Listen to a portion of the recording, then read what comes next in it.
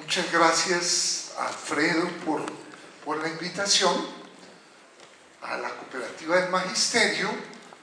Vamos a reflexionar en torno un poco al título del evento, más que a la propuesta de la pedagogía dialogante. Voy a centrarme en la pregunta en torno a las claves de la calidad. Ese va a ser como el eje de reflexión. Voy a tratar de hacer dos comentarios en torno al concepto de calidad, que es un concepto complejo, es un concepto que implica tener en cuenta distintas dimensiones. No es fácil hablar, está excesivamente hoy identificado con resultados en pruebas, y la prueba no mediría de una manera adecuada la calidad, solo unos aspectos de la calidad. Y para centrarnos pues en la pregunta de qué podríamos hacer, de cuáles serían los puntos claves a tener en cuenta. Yo conozco colegios que tienen muy buen resultado en las pruebas y son de baja calidad. Por ejemplo, esconden a los niños cuando viene la presentación de pruebas. Por ejemplo, abandonan el trabajo ético y se concentran en exceso en lo que suele evaluarse, que son pruebas particularmente en lenguaje y en matemáticas. Son colegios que tienen, por ejemplo, promedios altos, pero desigualdades, resultados muy altos y otros menos altos, es decir, que los resultados no los obtienen todos los estudiantes, sino un pequeño grupo. Yo también conozco colegios que no tienen muy buen resultado, pero son colegios pertinentes, son colegios donde lo que se enseña es necesario para la comunidad. Entonces las pruebas evalúan unos de los componentes de la calidad, pero no se puede hacer esa equiparación entre resultado en prueba y calidad. Por ejemplo, en educación uno no podría hablar de calidad si no tiene en cuenta el criterio de la pertinencia. Si yo dijera, por ejemplo, hipotéticamente, que todos los jóvenes tuvieran que aprender los símbolos químicos y al cabo de un año yo hiciera una prueba y viera si todos los jóvenes dominan los símbolos químicos, bajo el criterio de resultado yo debería decir que ese es un colegio de alta calidad. Sin embargo, falta la pregunta de la pertinencia. ¿Será necesario en el siglo XXI saber si los símbolos químicos? Yo, por ejemplo, creo que no. Yo creo que eso es una perdedera de tiempo descomunal. Creo que es un atropello con los niños. ¿Será necesario en las distintas regiones que sepan eso? ¿Será necesario en los distintos ciclos escolares? O sea, sin el concepto, el criterio de pertinencia, no se podría hablar de calidad. Lo segundo, yo puedo tener buen resultado en lenguaje y en matemáticas, pero ¿cómo está el corazón de los niños? Vivimos en un país en guerra y hay grupos que siguen incentivando la guerra porque saben que las guerras se alimentan del odio, de la venganza, y siguen azuzando. Tenemos, por ejemplo, un partido político que se manifiesta en oposición radical frente a procesos de paz en Colombia. Están entregando las armas y tenemos, en un hecho inaudito en la historia, que un movimiento político se declare en resistencia civil contra la paz. Lo peor es que tiene mucha fuerza. Eso habla de lo enferma que está la sociedad. Entonces necesitamos hacernos la pregunta cuando uno habla de calidad. Estamos trabajando por una sociedad más tolerante, por ejemplo, más respetuosa de las diferencias. Estamos trabajando la dimensión valorativa.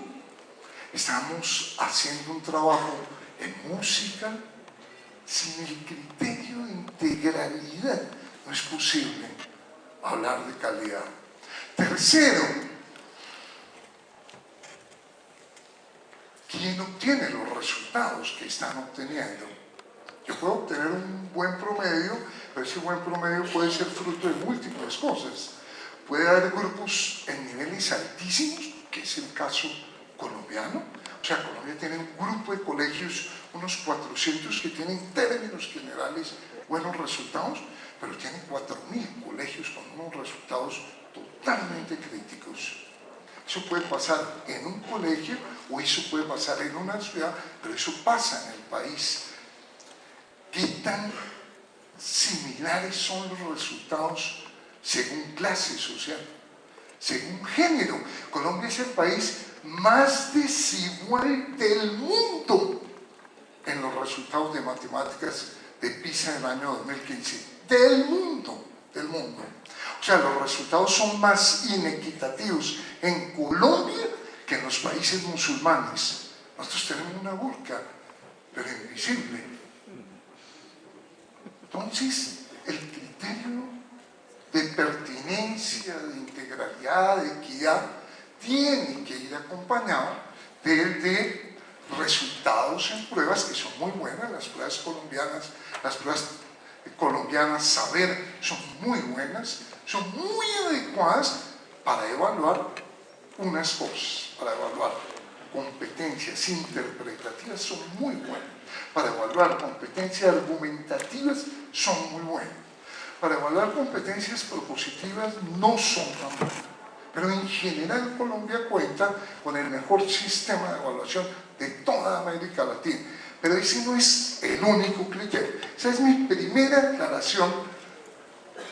Mi segunda aclaración es que cuando uno habla de calidad, no habla en sentido estricto de cuál es el resultado que obtiene un grupo de jóvenes en unas pruebas de matemáticas, de lenguaje, sino que una educación de calidad no tiene que ver con si el niño sabe o no sabe, sino tiene que ver con qué tipo de sociedad estamos construyendo. En Colombia, por ejemplo, el presidente de la República, pues hace muy poco tiempo, dijo que habíamos obtenido los resultados más importantes de la historia, y efectivamente el resultado más alto. Pero es un resultado que debería darle uno pena. Pero el presidente contrató vallenatos, echó maicena, hizo fiesta, mostrándonos unos resultados como si fueran buenos. Realmente son resultados críticos para una sociedad. Una sociedad donde 9 de cada 1.000 jóvenes de 15 años puede hacer una lectura crítica, no es una democracia. Colombia no vive en una democracia. Mientras tengamos la educación que hemos tenido pública, no seremos una democracia, porque la democracia implica unas condiciones para uno poder ejercerla, una mínima, pero totalmente mínima, uno poder leer de manera crítica. Las pruebas se hacen sobre un párrafo. La realidad es muchísimo más complejo de leer de manera crítica. Por lo tanto, cuando uno habla de calidad, pues uno dice es qué tipo de sociedad es la que está construyendo. Estos son, por ejemplo, los últimos resultados PISA, que como decía, son un indicador de la calidad. Esto es nivel de lectura crítica en Colombia. De cada 1.000 jóvenes, 9 tienen lectura crítica. De cada 100, 0. Y llevan 10 años en el sistema escolar. Y esta es la población que no puede entender ni una sola idea después de leer un párrafo. Ni una sola idea. Esta población lo que se llamaría debajo del nivel 2, es la población que tiene mentalmente 7 años. Esa es una población que tiene retardo mental producido por el sistema escolar. Ese es un término duro que usaba Alberto Merani. ¿Cómo puede la escuela no desarrollar los procesos mínimos? Esta población tiene una lectura fragmentaria. La mitad de los jóvenes leen de manera fragmentaria, o sea, no captan las ideas, apenas captan elementos sueltos. Eso que estamos haciendo las pruebas con un solo párrafo, la mitad de los jóvenes. El 80% está o nivel 2 o nivel inferior.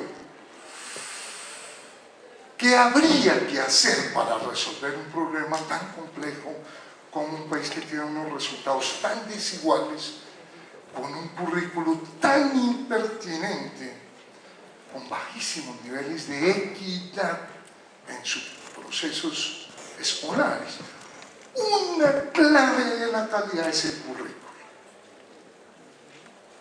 Si hubiera alguna medida que se ha tomado equivocada en los últimos años en Colombia, es el ajuste curricular mal llamado derechos básicos de aprendizaje.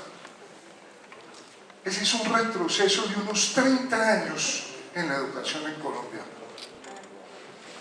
Volvimos a un currículo totalmente prescriptivo.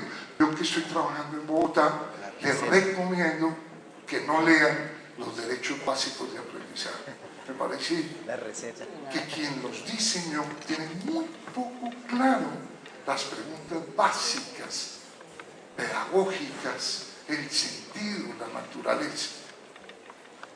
¿Estamos tomando las medidas para mejorar la calidad en Colombia? No. ¿Vamos a ser el país más educado en el año 2025?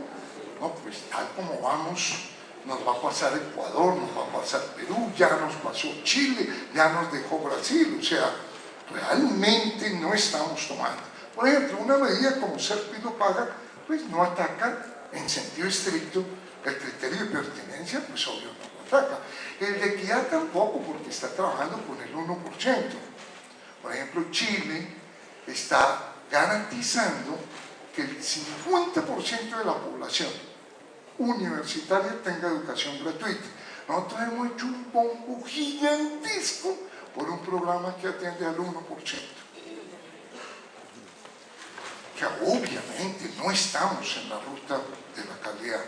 Un programa como jornada única es positivo, indudablemente, pero estamos desaprovechando la oportunidad. Chile, para que un colegio ingresara a jornada única, hizo primero la reforma curricular más importante de América Latina en el año 1998. Y si los maestros no habían entrado en los procesos de formación, el colegio no podía pasar a la jornada única. O sea, si la jornada única es para trabajar con los mismos docentes, las mismas asignaturas, sí, ojalá no perdamos el tiempo. Es una buena oportunidad, es una buena oportunidad, obvio, es 10.000 veces mejor que los jóvenes estén en la escuela. Pero la pregunta es ¿haciendo qué? La pregunta es ¿trabajando qué? Entonces, no solo no estamos apuntando, sino no estamos apuntando a una cosa que es básica. En Colombia no hay política pública educativa, no hay. El gobierno Santos, solo tomando un mismo gobierno, el programa de la ministra María Fernanda Campo es un programa contrario al programa que implementó Gina Parodi. María Fernanda hizo dos rutas. Una, tomó los 4.000 colegios de peor balance y diseñó un programa conocido como PTA, Todos a Aprender. Hizo un programa de acompañamiento in situ y está tocando una variable de la calidad fundamental, el problema de la equidad. Y al hacer acompañamiento in situ, está tocando el problema de la pertinencia. Y hizo una segunda ruta de trabajo a nivel de educación terciaria, que es el acuerdo en torno a lo fundamental.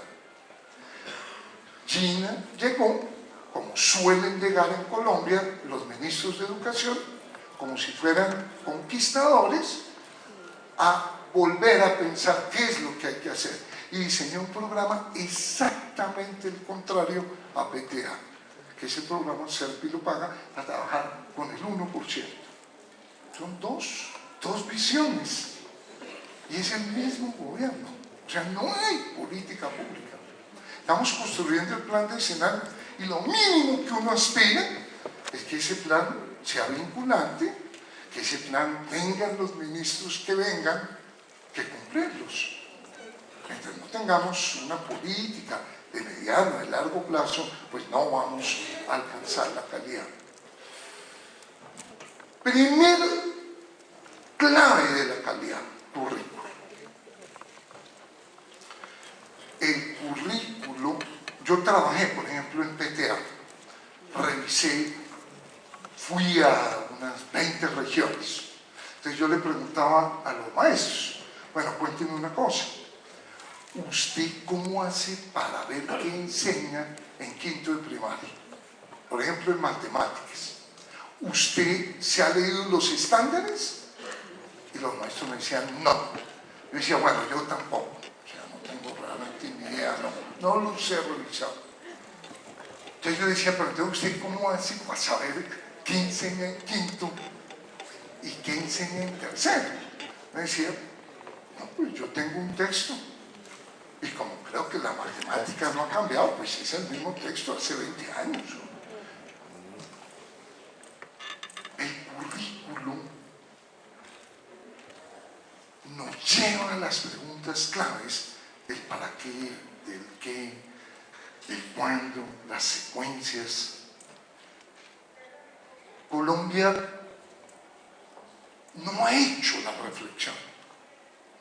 En Colombia, cuando el Congreso ve que hay cierto problema, por ejemplo, que las niñas se están quedando embarazadas a edad temprana, cátedra de sexualidad. Que vamos a firmar un acuerdo de paz, cátedra de la paz. Que hay un problema en la movilidad del transporte, cátedra de movilidad.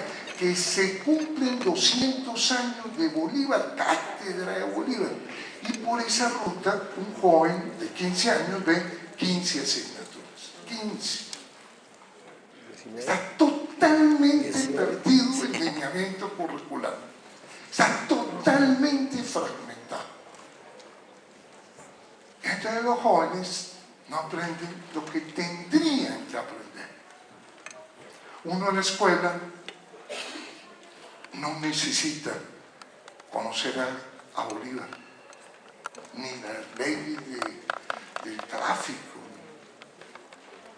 Uno en la escuela tendría que aprender a convivir con el otro,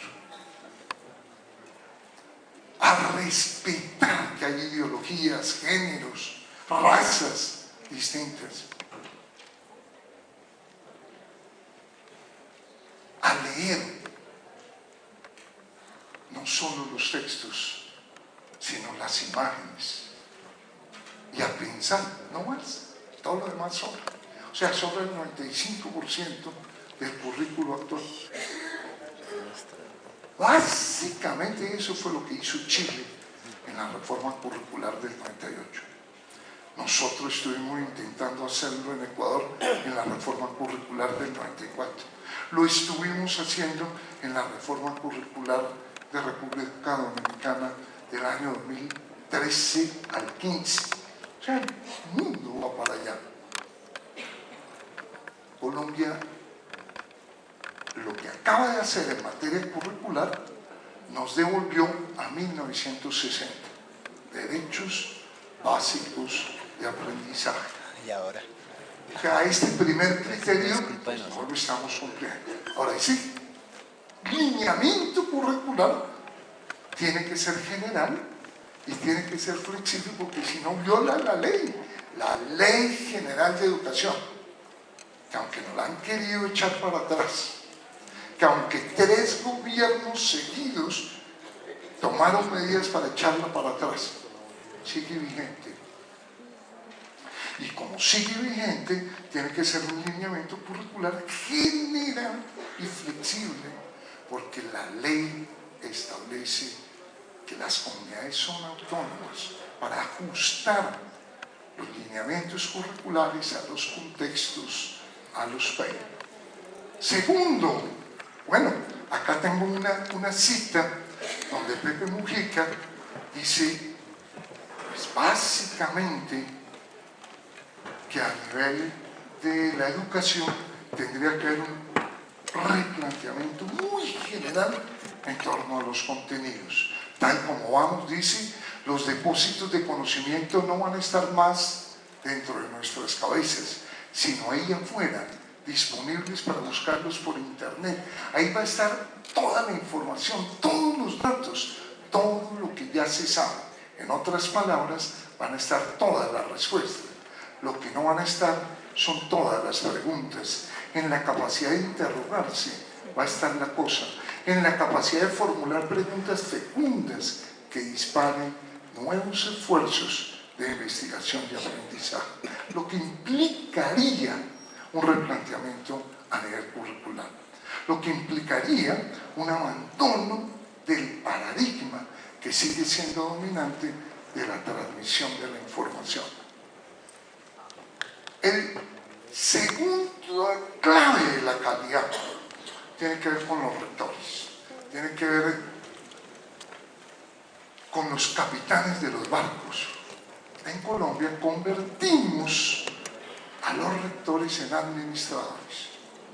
En Colombia los rectores son expertos en legislación, son expertos en respuestas a procesos de carácter legal, pero si mañana hay una reunión, no van. Y la reunión tendría que estar liderada por el rector. Yo he propuesto, por ejemplo, que todo rector tendría mínimo que dar 2 horas a la semana a clase, para que se pongan en el lugar de los profes, para que cambien las relaciones de estudiantes con sus directivas. Los rectores tienen que volver al aula de clase.